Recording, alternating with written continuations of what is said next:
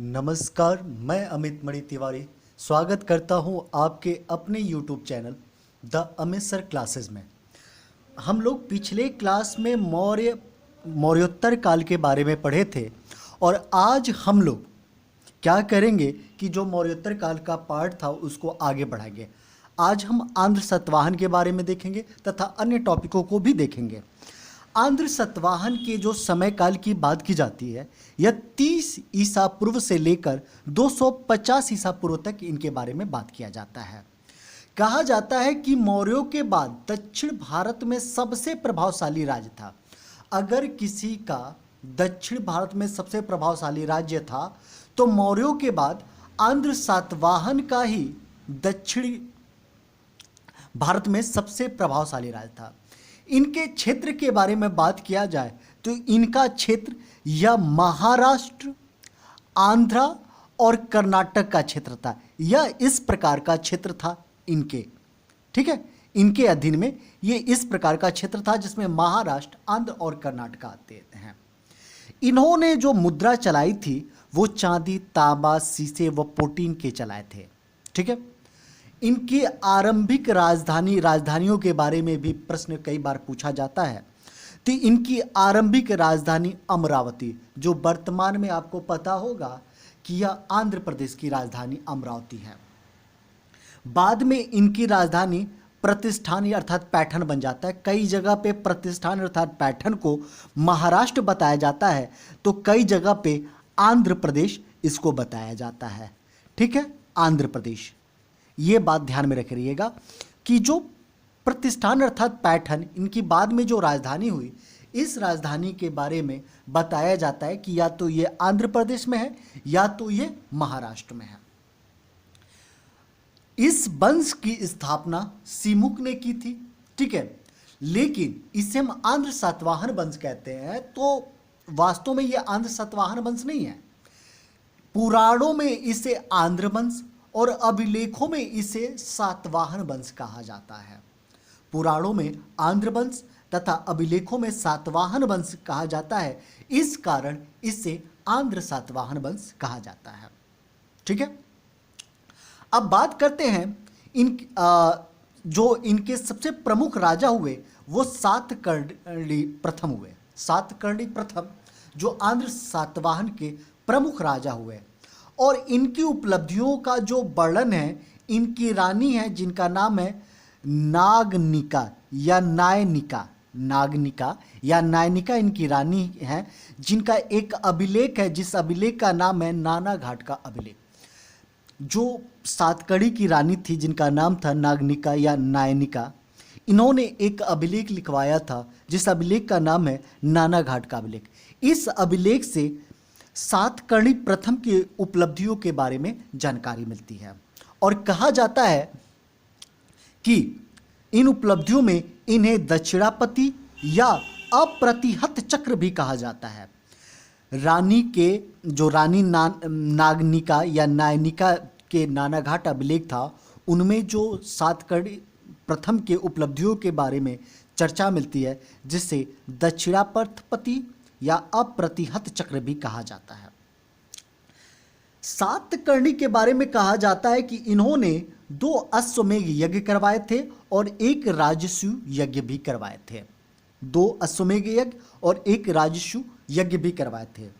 इन्होंने एक मुद्राएं चलाई थी जो मालव शैली की गोल मुद्राएं थी। मालवा में इनकी कुछ मुद्राएं पाई गई जिसे मालव शैली की गोल मुद्राओं कहा गया, ठीक है। इनके सिक्कों पर श्री 7 का उल्लेख है। किसका उल्लेख है? श्री 7 का उल्लेख है। जो सातकर्णी प्रथम है इनके कुछ सिक्के मालव शैली की गोल मुद्राओं के रूप में पाया जाता है जिस सिक्कों पर श्री 7 का उल्लेख मिलता है। सातवाहन वंश के एक राजा होते हैं जिनका नाम है हाल। हाल के बारे में कहा जाता है कि हाल एक खुद में बहुत बड़े कवि थे और साथ ही साथ ये कवियों और विद्वानों को आश्रय देते थे, ठीक है। हाल के बारे में कहा जाता है कि ये बहुत बड़े कवि और कवियों और विद्वानों को आश्रय देने वाले कहलाते हैं। इनकी एक रचना है, हाल की रचना है, जिस रचना को कहा जाता है गाथा सप्तशती जो कि प्राकृत भाषा में लिखी गई थी। हाल ने एक रचना की थी जिस रचना का नाम है गाथा सप्तशती, जिसकी इन्होंने रचना प्राकृतिक भाषा में। अब बात करते हैं गौतमी पुत्र सातकर्णी के बारे में। गौतमी पुत्र सातकर्णी के बारे में कहा जाता है कि इनकी माता का नाम गौतमी बलश्री था और इनकी माता का एक अभिलेख नासिक अभिलेख है। ठीक है, तो आपसे कई बार पूछा जाएगा कि नासिक अभिलेख किससे संबंधित है, तो कहा जाएगा गौतमी बलश्री। और गौतमी बलश्री जो थी गौतमी पुत्र सातकर्णी की माता जी थी। यानी एक अभिलेख मिलता है माता गौतमी बलश्री के नासिक अभिलेख। अब इस अभिलेख से हमें क्या क्या जानकारी मिलती है, अभिलेख होता क्या है। अगर कोई मंत्री, ठीक है, किसी चीज़ का उद्घाटन करते हैं तो एक आपने देखा होगा कि एक पत्थर पे कुछ चीज़ें उत्कीर्ण होती है कि फला व्यक्ति ने इस पुल या इस रोड का उद्घाटन किया है, तो वह भी एक अभिलेख है। उसी प्रकार की अभिलेख का उल्लेख मिलता है माता गौतमी बलश्री के नासिक अभिलेख। और इन अभिलेखों में कहीं ना कहीं किसी उपलब्धियों के वर्णन जरूर मिलेगा। इसमें क्या मिलता है, तो गौतमी पुत्र सातकर्णी के उपलब्धियों के बारे में जानकारी मिलती है, उनके विजय की जानकारी मिलती है। इसी अभिलेख में गौतमी पुत्र सातकर्णी को अद्वितीय ब्राह्मण यानी एक ब्राह्मण कहा गया है। आपसे कई बार प्रश्न पूछा जाता है कि अद्वितीय ब्राह्मण किसे कहा गया है, तो अद्वितीय ब्राह्मण सातवाहन वंश के राजा गौतमी पुत्र बलश्री को अद्वितीय ब्राह्मण या एक ब्राह्मण कहा गया है। कहा जाता है, इसी अभिलेख में उल्लेख है कि जो गौतमी पुत्र सातकर्णी थे, इनके घोड़े तीनों समुद्रों के पानी पिए थे। आपको पता होगा कि हम जब बात करते हैं भारत की, तो इस प्रकार के दक्षिण भारत के तटों की बात किया जाए तो यहाँ पे आपको आता है अरब सागर, आपको पता है, यहाँ पे आता है बंगाल की खाड़ी, और यहाँ पे आती है हिंद महासागर। ठीक है, यानी कहीं ना कहीं इनका जो क्षेत्र होगा ये इधर ही होगा, ये इधर या इधर से इनके घूमे होंगे।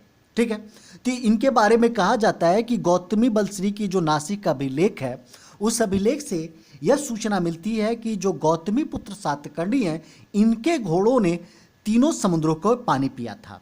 ठीक है, गौतमी पुत्र सातकर्णी के बारे में कहा जाता है कि गौतमी पुत्र सातकर्णी का जो समय होता है वो 1006 ईसा पूर्व से लेकर 1030 ईसा पूर्व तक होता है।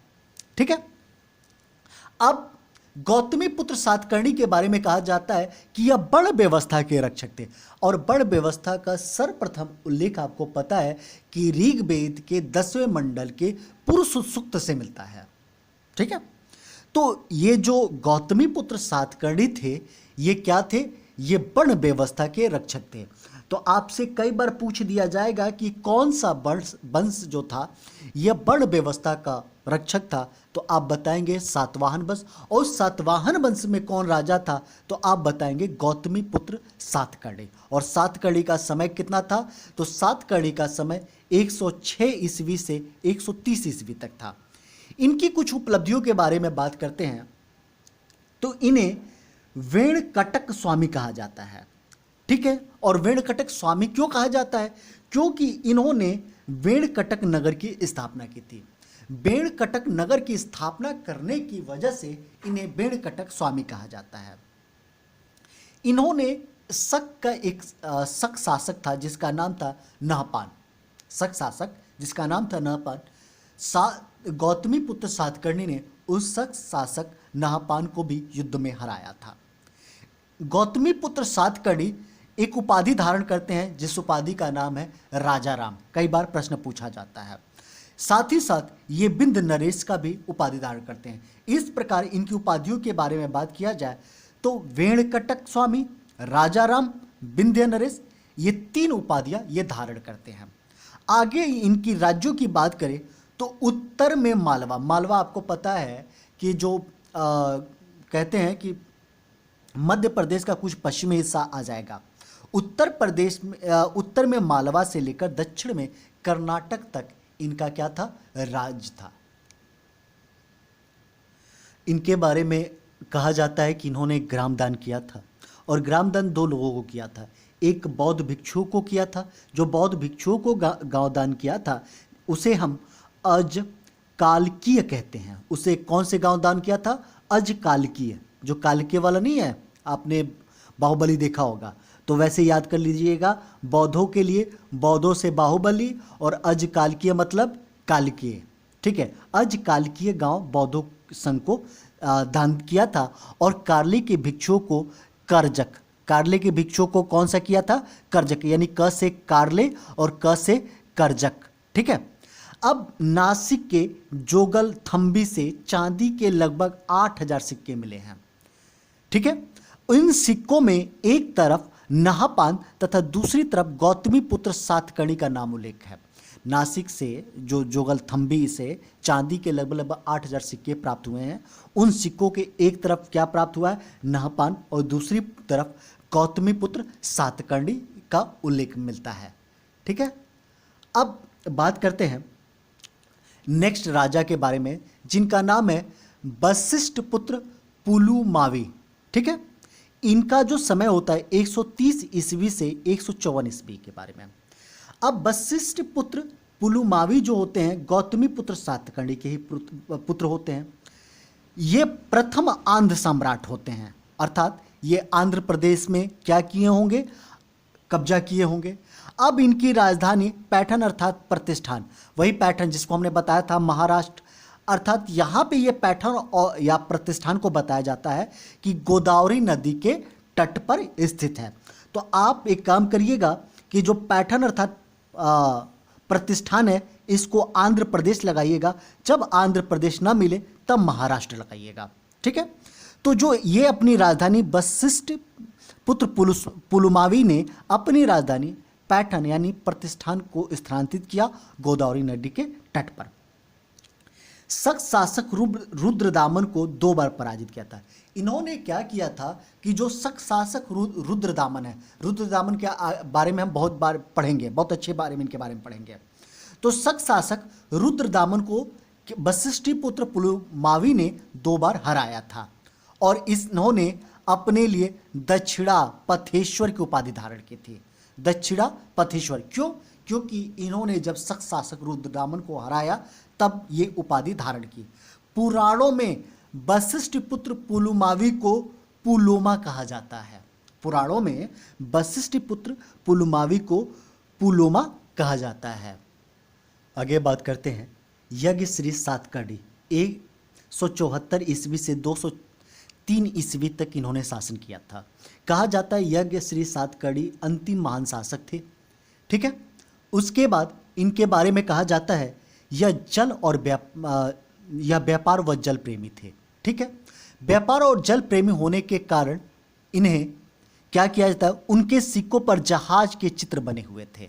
इससे पता लगता है कि ये व्यापार और जल प्रेमी थे। इनके सिक्के, यज्ञ श्री सातकर्णी के सिक्के आंध्र प्रदेश, महाराष्ट्र, मध्य प्रदेश और गुजरात से प्राप्त होते हैं। ठीक है। तो ये रहे आंध्र सातवाहन वंश के कुछ राजाओं के बारे में। अब उनकी जो सामाजिक आर्थिक राजनीतिक स्थितियां हैं उनके बारे में हम देखते हैं। तो जिले को, जो आंध्र सातवाहन थे उनके जिलों को आहार कहा जाता था। ग्रामीण क्षेत्रों के प्रशासक को गौलमिक कहा जाता था। क्या कहा जाता था? गौलमिक। ग्रामीण क्षेत्रों के प्रशासक को गौलमिक। राजा कृषकों के उपज का 1/6 भाग लेता था। ठीक है। कि राजा जो होता था वो कृषकों के उपज का मात्र 1/6 भाग लेता था। इनका व्यापार श्रीलंका, जावा, सुमात्रा आदि के साथ होता था। आप लोग मेरे चैनल को शेयर, सब्सक्राइब, लाइक और कमेंट करते जाइए प्लीज़, बहुत मेहनत कर रहा हूँ आप लोगों के लिए। व्यापार में चांदी व तांबे के सिक्कों का प्रयोग। इनके व्यापार में किस प्रकार के सिक्कों का प्रयोग होता था? तो इनके व्यापार में चांदी और तांबे के सिक्कों का प्रयोग होता था। चांदी और तांबे के सिक्के को कारसार्पण कहते थे। ठीक है।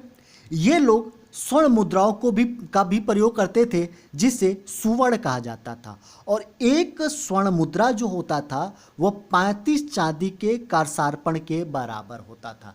अर्थात कोई व्यक्ति 35 चांदी के कारसार्पण किसी व्यक्ति को देगा तो स्वर्ण की एक मुद्रा जिसे हम सुवर्ण कहते हैं वो प्राप्त करेगा। इसी वंश ने सबसे पहले शीशे की मुद्राएं भी चलाई थी। ठीक है, वास्तव में ये आंध्र सातवाहन है कौन? तो कहा जाता है कि दक्कन के ये कबीलाई लोग थे। ठीक है, और फिर ये क्या किए, अपने साम्राज्य को विस्तृत किए। इनके समाज में स्त्रियों की दशा के बारे में बताया जाता है कि इनके समय में स्त्रियों की जो दशा थी वो बहुत ही अच्छी दशा थी।